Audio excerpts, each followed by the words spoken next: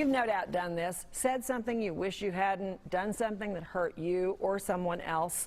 Author and coach Kelly Accetta calls these the landmines we plant in our own lives, and she's here with her book on how to diffuse those landmines. Welcome, and happy St. Patrick's Day. Thank a little bit you. early. Yes, I saw the cupcakes. I'm excited. You'll have to have one before you leave. Okay. Yes. What happened to you personally that you decided to write this book? Well, it was decades, really. And one of the things that I really want to encourage all the women that read the book is understand I had to diffuse all of these landmines myself. And I just saw over about 20-25 years of working with women on 5 different continents. It was amazing that we all struggled with the same issues, mommy guilt and all these things. Insecurities, all those kind of things. One of the things that's unusual about the book is that it's a workbook, really. You have exercises in the book. I do. It's not just reading. Right, and it's short, it's to the point, it can fit in our purse, and we can work through different issues. So let's take 3 common landmines. These are 3 that I picked out of your chapters that intrigued me, and talk about how you say to diffuse them. I think the first one's interesting because it's something we do all the time and we don't think about it that much: gossiping. And I'm so glad you chose that one because, life is already hard enough. And all of the landmines I talk about in the book are things that we do to make our lives harder. And gossiping is something that's so easy not to do. But it's also easy to do. And when gossiping blows up in our life, relationships are fractured, friendships end. When gossip gets back to the person that you were talking about, and it always does. To rebuild that relationship or rebuild that trust is often impossible to do. So how do you say to diffuse that? You, first of all, stop doing it yourself. And when you catch yourself doing it, apologize and say, you know what, I really should be talking to the person directly about this. I'm really sorry. Always talk to the person instead of talking about them. Exactly. And then also how to get it out of your life is don't participate in it. And that's where I really had to catch myself. People would call and they'd start talking to me about that, and I had to stop and say, you know what, you should probably take that directly to them. I shouldn't be a part of this. I want to talk about another one that a lot of women do: negative self-talk. We tend to be very self-deprecating. Yes, and it starts actually in our own mind. The hardest part for women to control is that time right before waking up in the morning.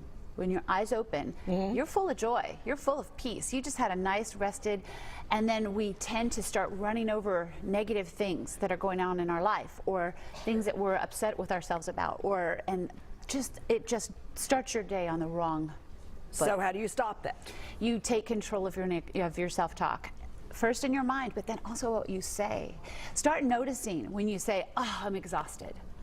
Your subconscious mind doesn't know the difference. It has no reality parameters. It does what you say.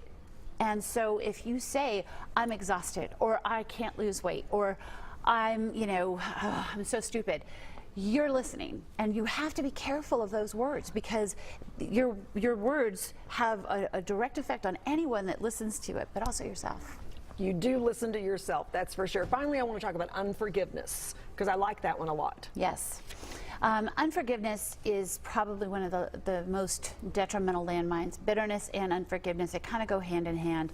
And it really, if we can't get unforgiveness out of our life, it really will affect our health and our relationships and our joy. Okay, speaking of forgiveness, I want to mention something that you are very vocal about, because it's an important part of how you are, who you are right now. You're a rape survivor, and you like to talk about that and explain that to people. Can you share? And actually, I didn't tell anybody for decades. It wasn't until I sat down to write the book that I was really moved to share that part of my life. My daughters didn't even know.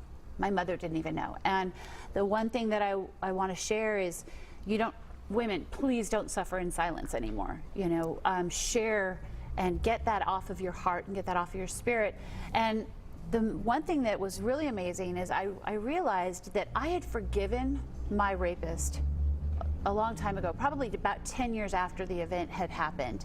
I had forgiven him. As a Christian, I just really tried to put it behind me, forgive, and move on. The one person that I never forgave was myself. for important stuff. the right. bad choices and, you know, whatever. It just, I had to let that go. For people who want to know more about this, because there is so much more, you have a workshop? Yes, April 6th up in Plano, Legacy West.